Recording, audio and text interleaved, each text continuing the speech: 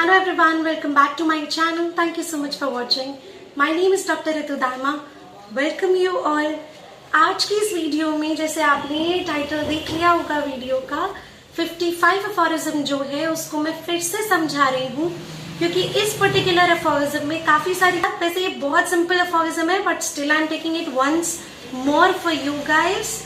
तो आज हम बात करते हैं अफोरिज्म नंबर 55 के बारे में. If you like this video please hit the like button, subscribe to my channel and as usual all the things which you need to do after watching my video if you like it. So let's get started. Aphorism 55 basically second mode of treatment के बारे में है. Second mode of treatment क्या है हमारा? Allopathic mode of treatment. यहाँ पर 3 mode of treatments बताए गए हैं. 54 में हमें बताया homeopathic mode of treatment. 55 में हमें बताया गया allopathic mode of treatment.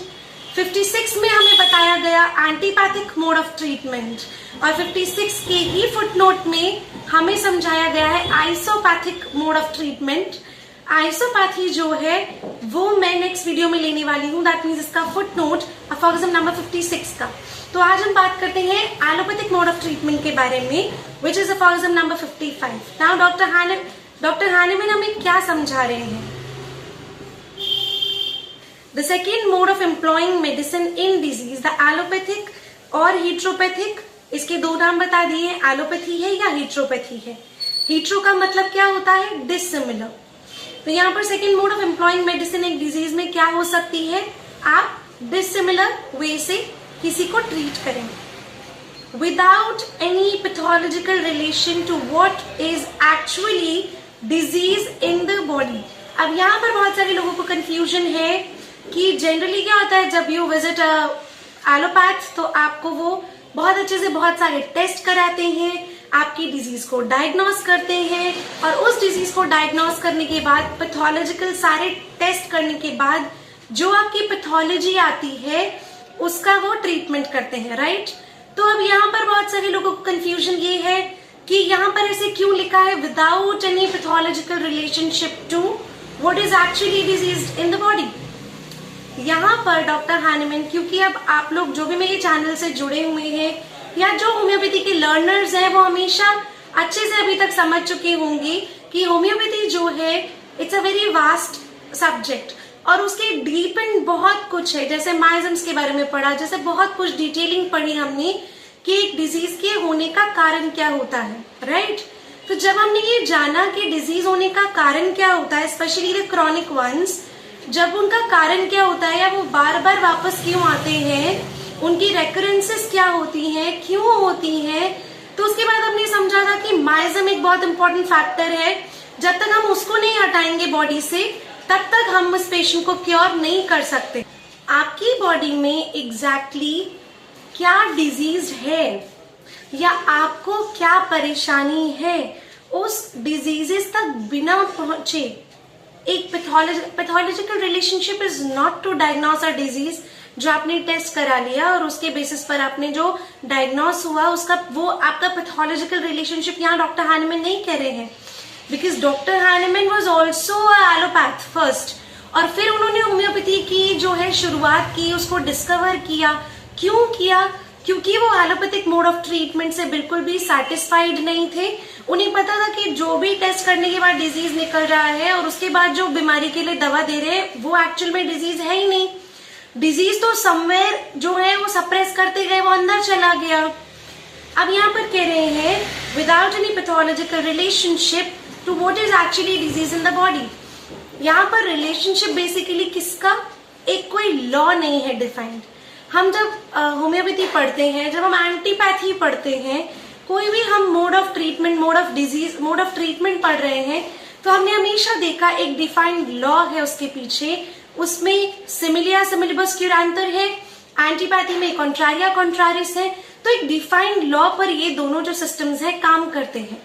लेकिन एलोपैथी जो है उसका कोई एक डायरेक्ट रिलेशनशिप नहीं है, वो एक लॉ, डिफाइंड लॉ पर काम नहीं करती. तो सिंपली इट इज बेसिकली क्या है कि आपका कोई लॉ डिफाइंड नहीं है.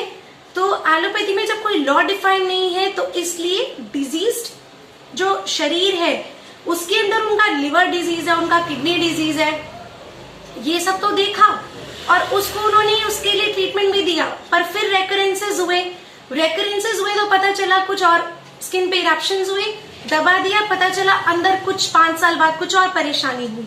So actually that was basically किसी और वजह से थी बीमारियां, और समझा क्या, सुपरफिशियल लेयर को बीमारी समझा और उसको समझ के उसका ट्रीटमेंट किया। तो उसका कोई पैथोलॉजिकल रिलेशनशिप तो नहीं हुआ ना, pathological relationship to what is actually disease in the body. Actual में जो डिजीज है उसके साथ तो पैथोलॉजी का कोई रिलेशनशिप ही नहीं है। अगर आप समझें इस लाइन को कि जो डिजीज है, एक्चुअल में जो डिजीज है, अगर आप होम्योपैथ हैं, अगर आप होम्योपैथी के स्टूडेंट्स हैं, तो आप अब अच्छे से समझ चुके हैं कि एक्चुअली डिजीज बॉडी में क्या होता है। जो एक्चुअल में जो डिजीज है उसके साथ तो पैथोलॉजिकल कोई रिलेशनशिप ही नहीं बन रहा है।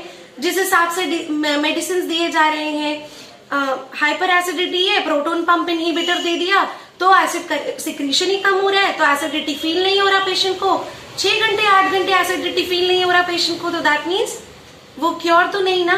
तो अब हमने क्या देखा, हम तो सोच रहे हैं कि ये तो इन्होंने हाइपर एसिडिटी बताया, HCl सिक्रीशन ज्यादा था, ये तो पैथोलॉजी है बिल्कुल। लेकिन एक्चुअल में जो बॉडी में डिजीज है उसके साथ तो पैथोलॉजी कुछ मैच नहीं कर रही है ना, जिसके लिए दवाई दी जा रही है। ये basically what is trying to say. आगे जो है और अटैक क्या कर रहे हैं, most exempt part of the disease in order to draw away the disease through them and thus to expand. और वो इसी में क्या कर रहे हैं, जो पार्ट इंसान का अफेक्टेड नहीं है उसको भी अफेक्टेड कर रहे हैं, बीमारी को बाहर निकालने के प्रयास में। अब लास्ट लाइन इन्होंने यही लिखी है, आई treated of it above in the introduction, और मैंने इस तरह से ट्रीट किया है, इंट्रोडक्शन में बताया है, और अब मैं इस पर और ज्यादा निर्भर नहीं रहने वाला। उन्होंने ये क्लियर किया है। क्यों क्लियर किया है, क्योंकि उन्होंने उसके कुछ प्रॉब्लम्स, फॉल्ट्स देखे क्रॉनिक डिजीजेस में। फिर यहाँ इसको 6th एडिशन में बता दिया है। पब्लिक क्यों जल्दी कन्विंस हो गई, क्योंकि धीरे धीरे लोगों को पता चलने लगा कि ये बीमारी को धीरे धीरे बढ़ाता ही है, ये आपकी सिकनेस को बढ़ाता है, उसको हाइटन कर देता है। ऑल्दो कभी कभी अब बहुत पहले से एलोपैथिक फिजिशियंस जो हैं उन्होंने ये सिस्टम छोड़ दिया होता, they would have left it, पर क्यों नहीं छोड़ा, उनकी प्रेस्टीज, उनका सब जो काम है, it is basically dependent on जो पैलिएटिव रिलीफ्स जो मिलते हैं ना, टेम्पररी रिलीफ्स जो मिलते हैं, obtain at times from empirically discovered remedies whose almost instantaneous flattering action.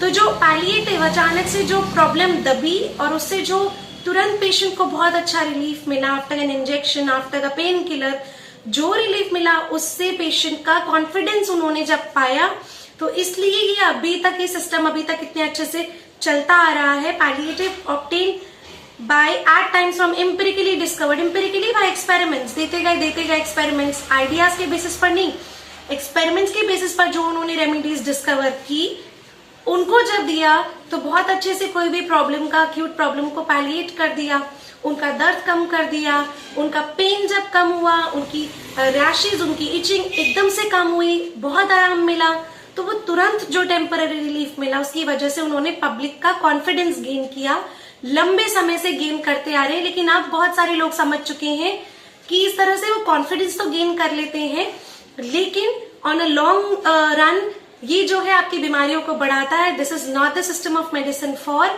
Chronic elements and long term diseases.